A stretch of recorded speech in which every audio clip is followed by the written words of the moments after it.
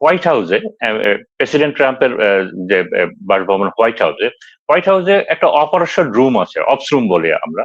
Operation room আছে, যে যেখানে এই অপারেশন গুলো মনিটর করা হয়, পর্যালোচনা করা হয়, এবং এটা টপ সিক্রেট একটা জায়গা, এখানে আর কেউ যায় না বাইরে কখনো।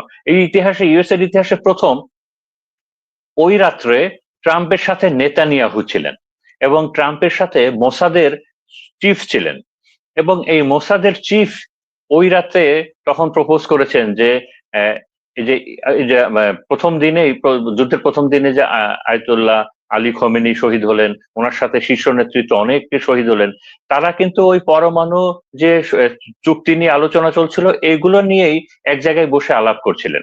তখন ওই মোসাদের চিফই সাজেস্ট করে যে এই যে সবগুলো মাথা এক জায়গায় আছে, আমরা ইচ্ছে করলে এদেরকে এখন মেরে ফেলতে পারি। এবং ওই ইসরায়েলের প্ররোচনায় এই ট্রাম্প তখন ওই অনুমতিটা দেয়।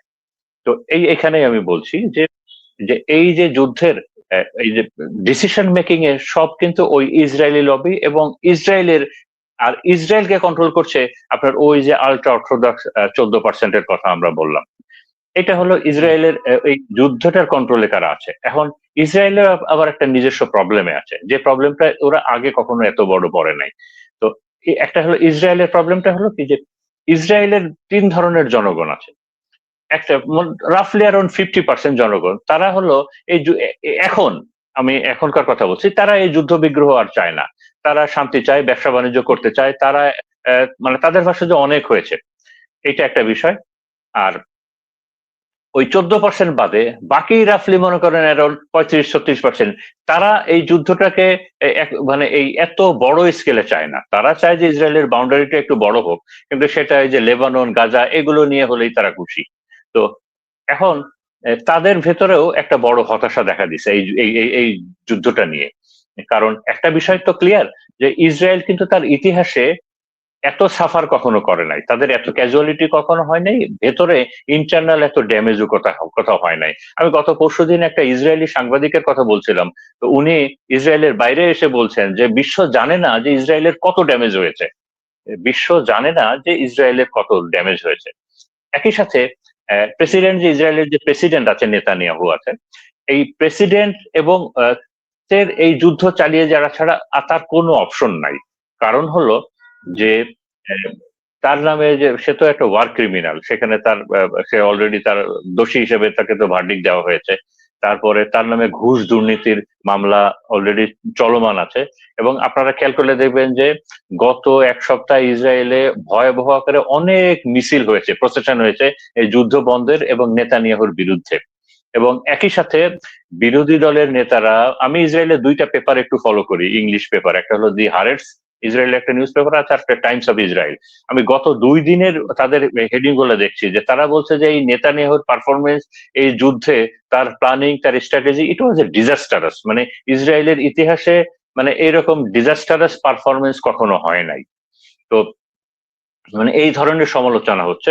এবং সবাই জানে, যারা একটু ইসরায়েল নিয়ে একটু খেয়াল রাখে, তারা সবাই জানে যে কিছুদিন পরে ইসরায়েলি ইলেকশন আছে। তো এই ইলেকশনের সব থেকে বড় ইস্যুটাই থাকবে নেতানিয়াহুর জন্য এই যুদ্ধ।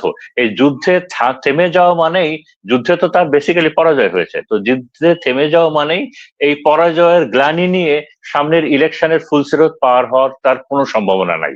তো এক্ষেত্রে পণ্ডিতরা বলছেন তার জন্য অপশন একটাই, আর কোনো অপশন খোলা নাই, যে এই যুদ্ধটা চালিয়ে যাওয়া, এই যুদ্ধটা চলমান রাখা, যাতে করে এই চলমান যুদ্ধের অজুহাতে সে ওই ইলেকশনের টাইমটা এবং তার যে দুর্নীতি এবং অন্যান্য যে মামলা আছে, এইটা যেন সে পার করতে পারে। একই সাথে ইসরায়েলের অনেক ক্ষতি হয়েছে, ইসরায়েলের সব থেকে বড় ড্রোন কারখানাটা ধ্বংস হয়ে গেছে, এটা ইসরায়েলের জন্য একটা বিশাল ড্যামেজ। তার পাওয়ার সাপ্লাই, তার নিউক্লিয়ার কেন্দ্র, তার তেল ক্ষেত্র। এবং ইসরায়েলের, আমরা অনেকে জানি না হয়তো, ইসরায়েল প্রায় 2 লক্ষ লোক ইসরায়েলের এখন ঘর বাড়ি ছাড়া, মানে তাদের বাড়িঘর এত ড্যামেজ হয়েছে।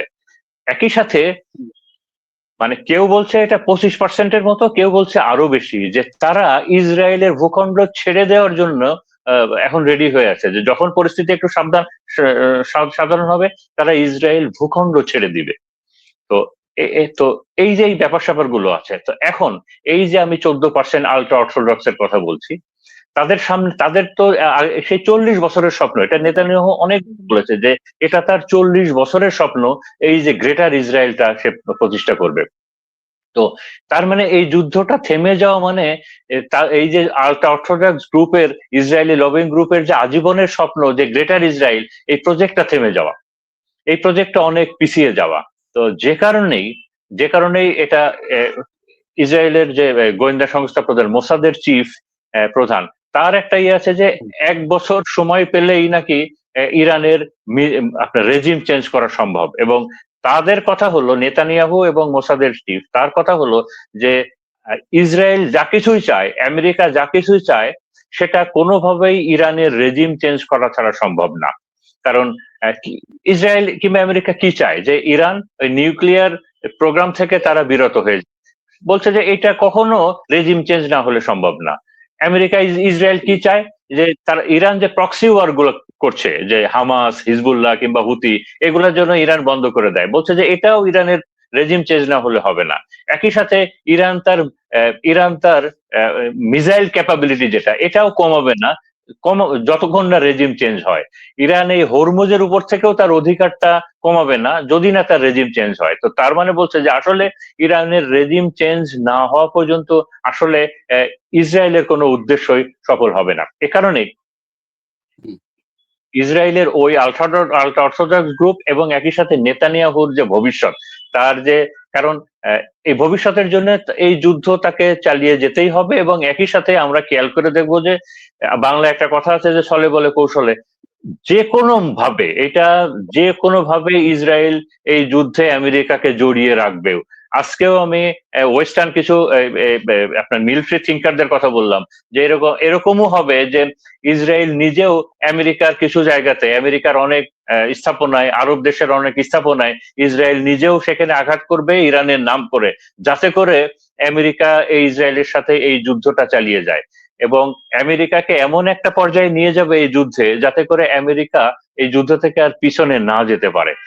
ইসরায়েল কোনোভাবেই ছাড়বে না এই আমেরিকাকে। তো